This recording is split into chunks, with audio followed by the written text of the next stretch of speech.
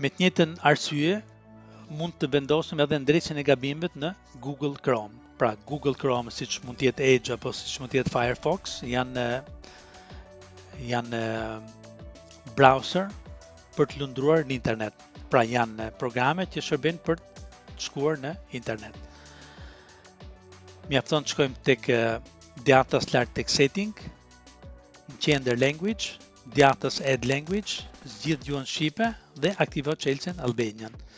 Dhe pasi ta bëni këtë punë, sa herë që të shkruani një tekst apo diçka në internet, për shembull në një faqe Facebook apo në një faqe shkolle, sistemi në mënyrë automatike ju bën edhe korrektimin e gabimit në gjuhën shqipe. Pra, 3 pikat këtu, setting, language, add language, zgjidh shqipen, mund zgjedhësh edhe më shumë se një gjuhë, për shembull greqishten apo francezën apo etj sipas kërkesës që mund të keni. Dhe pasi t'i shtoni, mos harroni të shtypni pulsantin këtu on, sepse nëse nuk e shtypni, ju korrektorin e keni, por nuk është aktiv.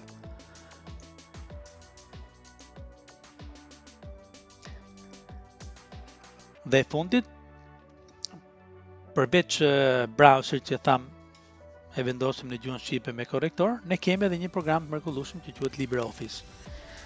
Shpesh herë mësuesit diasporës, kur kanë për të bërë një dokument apo kur kanë për të redaktuar diçka, e kanë vështirë të përdorin programe të tjera me pagesë, siç janë Microsoft Office, sepse zakonisht janë version prove dhe e hap edhe nuk të jep mundësinë. Mjafton të instaloni një program që është komplet i lirë, pra pa pagesë, që quhet LibreOffice. Mjafton shkoni tek libreoffice.org, shtypni download dhe zgjidhni mënyrën e instalimit custom. Dhe zgjidhni pastaj gjuhën shqipe si opcion. Këtu keni gjitha hap pas hapi, ku edhe mund t'i përdorni me qetësi përpara kompjuterit tuaj. Shkojmë në internet, mund të kërkojmë LibreOffice download, arrim tek faqja e tyre, pra libreoffice.org, është shumë e rëndësishme që të verifikoni faqen, që mos jetë në një faqe tjetër që hiqet sikur është LibreOffice. Klikoni mbi download dhe mbas instalimit filloni instalimin, install. Next, pra tjetër. Në momentin që e instaloni, nuk duhet zgjidhni typical, por do të zgjidhni custom, pra të personalizuar. Zgjidhni gjuhën Albanian edhe zgjidhni pjesën këtu poshtë. This feature and all sub-feature will be installed on local hard drive. Pra, gjithë programin dhe gjithë ato që janë poshtë programit në gjuhën shqipe.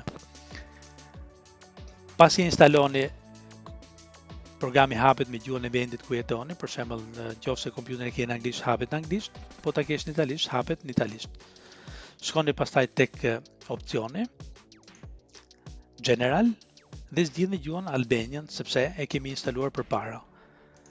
Pas instalimit gjuhës shqipe, sa herë që të shkruani një dokument në gjuhën shqipe, mjafton shkoni këtu poshtë edhe i thoni, ky dokument është në gjuhën shqipe. Dhe ju mund të shkruani, mund të korrigjoheni, mund të bëni një punë fantastike në gjuhën shqipe. Kjo nuk vlen vetëm për mësuesit e diasporës, por vlen për cilido që përdor kompjuterin. Është një program me vlera të mëdha, është program falas dhe është me një kompatibilitet shumë të lartë me Microsoft Office. Një program tjetër është edhe Google Translator, që përkthen në gjuhën shqipe online. Edhe këtu ju këshilloj ta vendosni si favorit, pra si të preferuar si link, dhe sa herë që të keni nevojë, mund të klikoni mbi link dhe mund të përktheheni për ekzigjenca që mund të keni në momentin që ju duhet. Ja këtu për shembull, unë e kam bërë si bookmark, pra si të preferuar, mjafton ta marrësh këtu dhe ta tërheqësh, pra ta tërheqësh këtu edhe bëhet si bookmark. Zgjidh gjuhën e vendit që të intereson, për shembull Italian, Albanian, okay? Edhe sa herë që hap, ai e ka automatikisht gjuhën të vendosur, Italian, Albanian. Dhe mund të bësh shkrimin edhe ta nxjerr nga krau tjetër, ose mund të bësh komutimin, pra ndërimin e vendeve. Mjafton të klikoni këtu dhe këtu del shqip, këtu del italisht.